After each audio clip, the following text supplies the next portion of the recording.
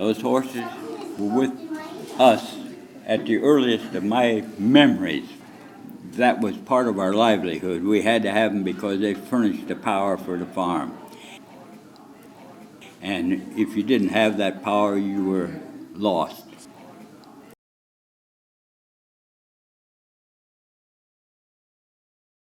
One time we were coming to Grandma's, back at that house, with a horse and a little sled in the wintertime. My mother was going to do her laundry. And as we came up this hill, we were doing all right, but when we got over it, the horse was pulling at was Old Babe. She was a buggy horse. In other words, she was skinny and tall. This little sled we were riding on was a sled that they used to pull the plow back and forth to the field. As you got on the other side of that hill, the sun had shone on it enough that it was slippery. And she fell down on the ice. Believe it, our horse was laying down on the pavement, and the sled come right up and bumped her in the butt.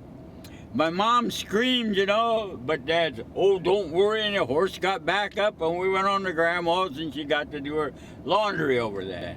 And I don't know why, just because she wanted to see her mother, probably.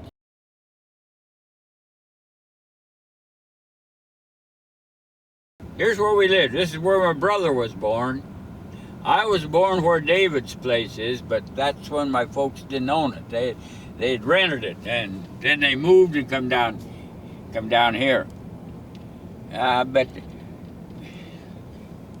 there might be somebody in here. I'll tell her what I want. See if I can get permission.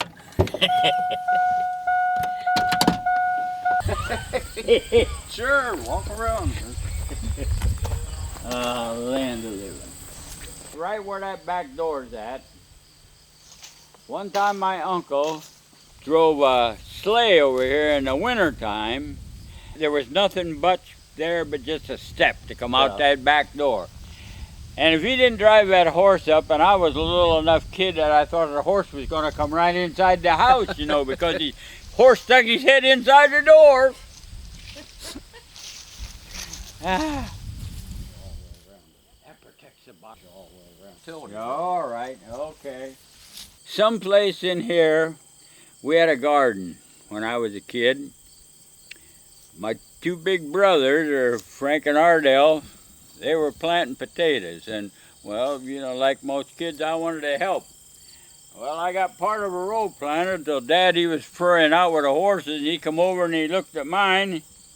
Well, his potatoes were only about that far apart. Jeez, Dad didn't like that, and I could tell that. And someplace back in here was a little building used for a wood house at the time, I think.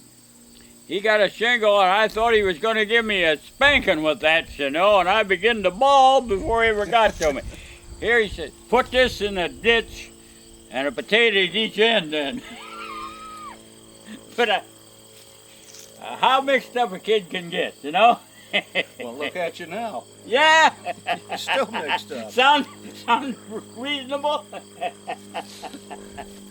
Go around the front. Yeah, I gotta see this.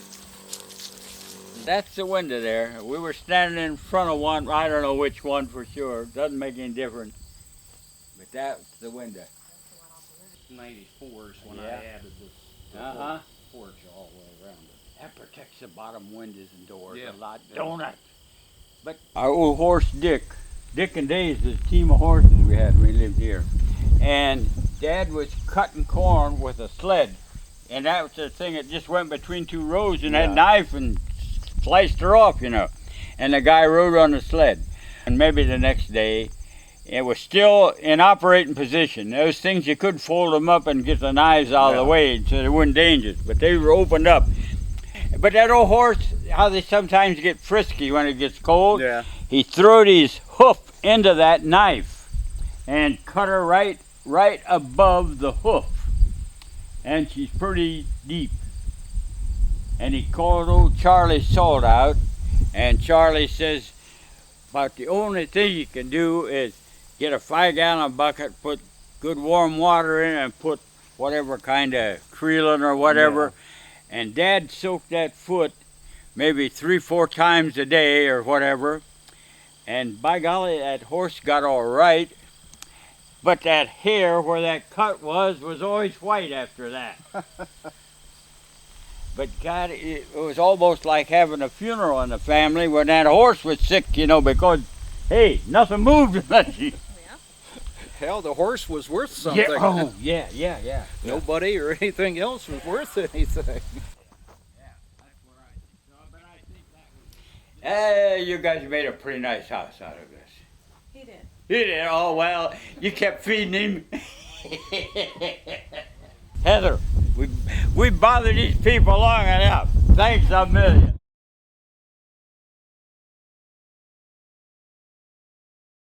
From the old Civil War guys, Jesse Treece's farm, we're moving to John Beard's farm. The man had died that was farming it before, and they're having a sale of his machinery and whatever possessions he was selling. And they had a buggy, known as a Storm Buggy. Now that's got a glass windshield, windows on the side, you could look out. But the neatest thing was two little slots up here in the dash, right underneath the windshield. That's where the reins come in for the horses. I was playing in it because I'd never seen anything like this before in my life. I'd seen some buggies, but nothing like this one. And this neighbor comes up and he says, now when this auctioneer gets to this buggy, he says, and what am I bid? I want you to holler out a nickel and you're going to get it. Crowd of people around, they could probably have all fit in this room. Sure enough, the auctioneer hollered out, what am I bid? And I hollered out, I'll give you a nickel. And everybody roared. The auctioneer said, you won it, son. Well, everybody started laughing. Me, I started bawling, and my dad come and got me. Our horses were over there, Dick and Dase. We had to take that buggy back home because we still lived at the other place. The guys hooked our team of horses, Dick and Dase, to that buggy. It had a tongue on it and everything, right? But what they didn't do was hook up a leather strap called a hoback that keeps that buggy from sliding up on the horse's heels if you're going downhill. Uphill, you're all right. Well, I knew nothing of this, and my brother was probably 10, 12, maybe 13. Now, as we come up the hill, we're all right because the buggy is wanting to back up. But now, as soon as we get up to that stop sign, we're going to turn west, and we're going to go downhill, and that's when the trouble started.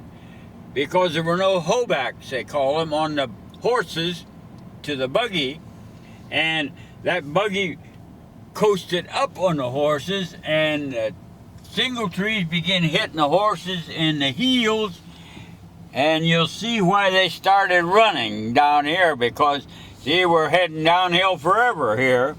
My brother pulled him like this, and he got to where you unsnap the reins, and there's a ring there, and he was pulling with the middle finger. Well, the more he pulled, the closer the buggy got to the horses. And we're really moving here. About this time, my dad sees what's happening down there, and he has an old Model T truck. And he hopped in that, but the fun wasn't over yet, because he couldn't get around it. And right at that corner was a big old catch basin. And if we're horses or the buggy to hit that, we would have been in trouble. Anyway, my dad went in that ditch back there, and his car was sitting nose down about 3 feet, and I thought, well, he can never get around. But he did. I don't know how that old thing backed out, but it was dry weather, I guess. He got up here, and we're going like mad down this road now, and we're up here, we're about a third or fourth of a mile before we come to our house. Well, Dad's got to get around us before we get there. And believe it or not, he got ahead of us in a half mile there and got us stopped, because if he wouldn't have, those horses would have run and gone into a barn or the driveway or the barnyard around the barn. They'd have hit something, Anyway, my mother never did appreciate that neighbor that helped hook them up the wrong way. All right, now you're on the way. Right down here, I can tell you a million things that happened. Right down there is where we lived. See, you can coast down here, kid. And our mailbox is up at the crossroad. Well, we could coast had to work like a dickens to get up here on a tricycle, and then we could coast home, see? All right. Now this is where we lived from 1929 to 1938. The land, 120 acres here. This hog house out here is the same. That little stone building there is a smokehouse. The barn is gone. The house is pretty much the same. We rented it. Keith Beard, Christine's husband's grandpa, owned it. There's a chicken coop and a hog house. The barn was about in here someplace. Boy, I wouldn't have guessed it would be like this. That's where we used to sleep, up there. And there's 2 windows sticking out of the house.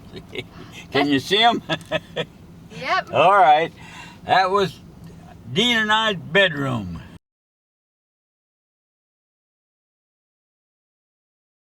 One time my brother was driving old Dick and Dase down this road, and Dick's bridle come off. The bit slipped out of his mouth, and then they started running.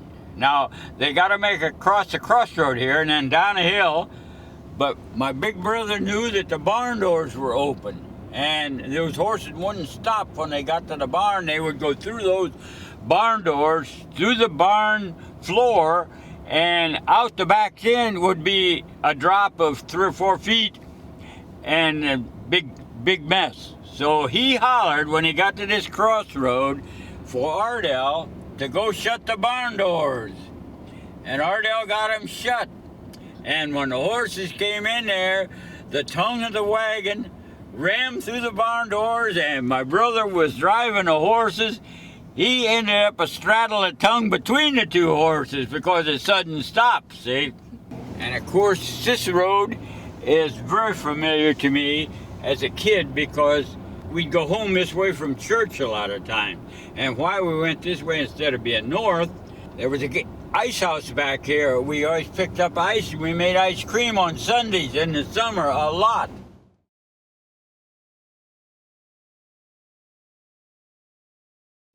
There used to be fences on both sides of this road, and we used to just turn our sheep in it. Yeah. And we'd go down there, and somebody stay at the end, and they couldn't go anywhere, so they could eat grass for nothing, see? It didn't cost us anything.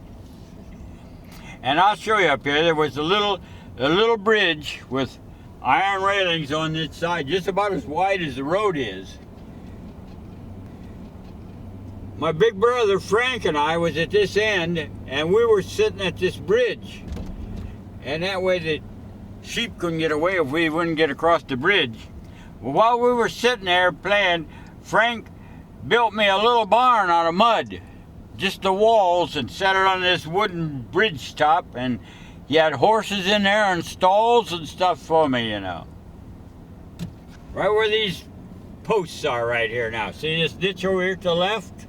And right here would have been the bridge, right at this post.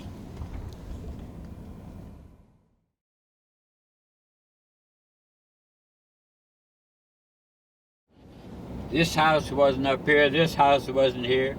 There was a vacant house that set up here before you get to this woods. And believe it or not, when I was a little kid, didn't go to school yet, I remember my dad had oats in one of the front rooms of that house. And I went in there when he was ready to take it out, and he was scooping oats out and putting it on a wagon. And I'm in there, and the mice are trying to climb away from it, and I'm catching mice all the time.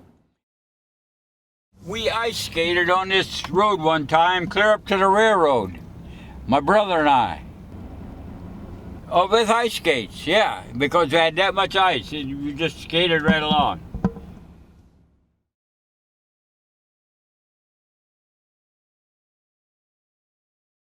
One time, I had traps set in the ditch along here, in that ditch, and I remembered it snowed, and it was Sunday, and I didn't get to look at those traps before I went to church. And when we come home, I looked at them, and here was people coming down along the road, and there was a muskrat in a trap there, and he was still alive. And I imagine they thought I was an awful guy for catching muskrats, you know. But That's the only way we had to make a little extra money, I guess. 7th grade. We were doing dishes one night with Mom, Dean and I, and we were wiping. Of course, she was washing. I pipes up and I said, "How come Frank and Ardell got red hair and Dean and I got brown?" And she says, "Well, Frank and Ardell are my boys." And that's all it was said. Nobody talked about it. Never did. I heard more from relatives about, and I can't answer questions today. Frank asked me, one of the last times I talked to him, he says, "You work with Dad more than any of us did. Where'd we come from?" I said, "Frank, I can't tell you. We never talked about it, where we came from." Babe, I don't know. She didn't last that long. Bud and Bill were a lot bigger than Dick and Dase were, and heavier, and they could pull a lot more than what the other horses did. Dick and Dase were matched bays. They became too old in 1937 when my dad bought his first AC tractor, and he traded them in with the deal on the tractor some way. I don't know how much they were worth or anything like that, but he thought with the tractor he wouldn't need those older horses, and that's why he bought the young ones, because he knew the old ones weren't going to be able to cut the mustard all the time, you know. But now you got to remember, these vacant fields you see here now, at that time were full of livestock of some kind. Beef cattle, milk cows, sheep, even some pigs. Now, that brick house over there, that's where old Bill was foaled, and that's where we got him. I did come up with my dad, and we looked at him. We had to walk way back there by that woods, and that's where he was pasturing at that time. And I guess that's when Dad made the deal to buy him. Bud and Bill were, one was what they called a strawberry roan, one other was a blue roan. The one was a red and gray mixed coat, and the blue, he was kind of blue and kind of grayish mixed in there. I've never figured out how my dad knew that those two horses were going to make a matched team as far as weight and height were concerned. Disposition, they were entirely different. Mom brought us up here, my mother, and left us out, and of course Dad had the lead strap, the hook on a halter for, and we started right out this driveway and down this road.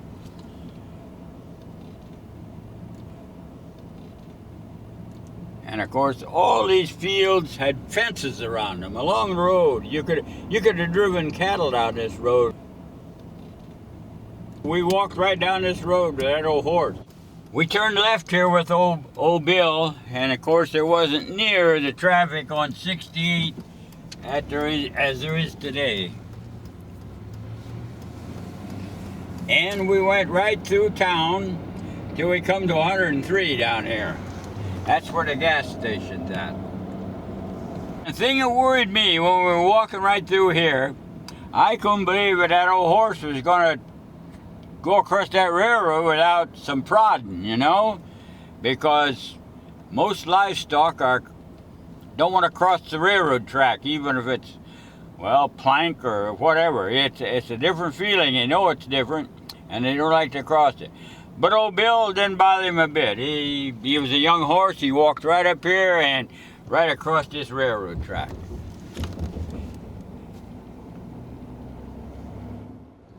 Oh, I could tell you, right here, this used to be a railroad crossing right here. And they called it the pumpkin vine.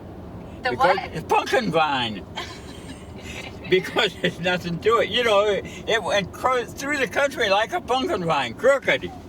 It went to Mount Blanchard and on over through that way. It went to Genera. We used to farm this land right here when I was a kid, too. And it was about 40 acres there. One time, Dean and I were hauling corn shocks home to Dad and Mom, and they was putting them through the corn shredder. We'd get to tickling old Bud,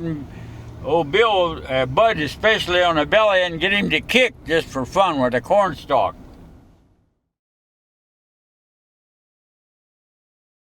After we moved up south of town then, we still only had those two big Bud and Bill. We didn't have a third horse at all, but I'd go over to, believe it or not, this veterinary family.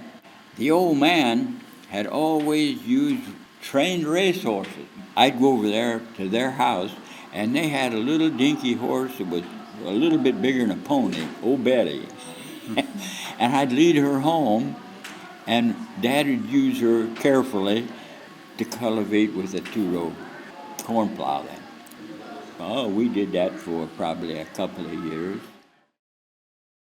Dad had gotten another horse for Bud and Bill for this two-row corn cultivator. He got a horse from a fella by the name of Harlowick that he'd worked for in his youth. This guy was still dealing in horses. He got a beautiful horse. That rascal followed me out in the field, and he would chase every bird that flew up. He's kind of like a dog I used to have. He looked like a picture running down the field. You know, his tail was strung out right. His ears, boy, he was alert. He looked like a thoroughbred. We used those horses till about 1953 or 4. At the time, they decided that you could get better corn. We got away from cutting it by hand and husking it. We started doing away with the fodder and picked it just to get the ears, and we put the ears in the corn crib. Oh, you could turn cattle and sheep in to eat it, but it wasn't the labor that we had before, even though we missed the good stuff that went with the labor. Before we had the combines and the balers, all we did was blow that straw onto a stack behind the barn. Made a big marsharoon affair.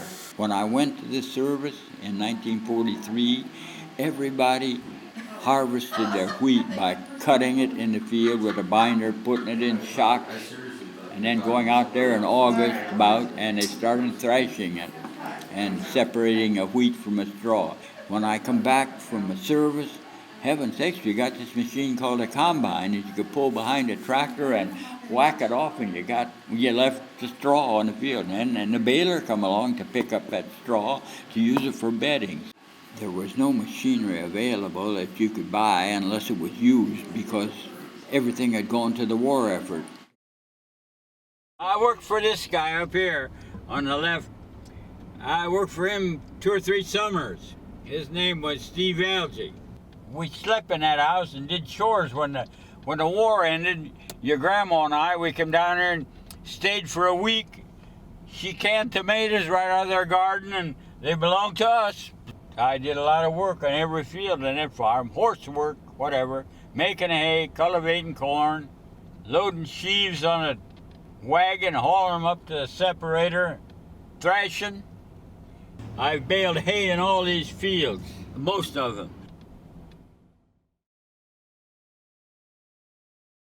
It didn't get started till 1948 about, when I bought my first tractor, that things kind of settled down to something different. But it was completely different.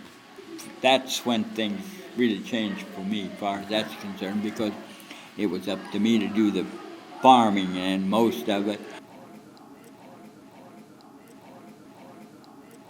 Bill, they went on till 1954. But in 1954, my mother died, breast cancer.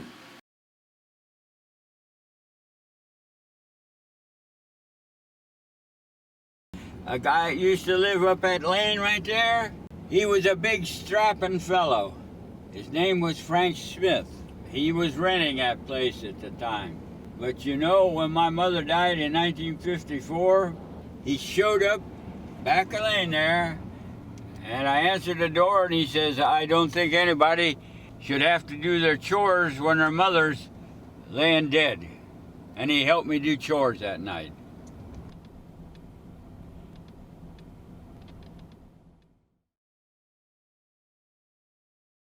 My dad in 1954 would have been 59 years old. At that time, he was getting up in years. That left me with doing most of the farm work around there at that time, and I wasn't interested in keeping horses anymore. This tractor business attracted me, I guess. That's probably the story. it's ancient, but it still works. It's kind of like me. We got old together.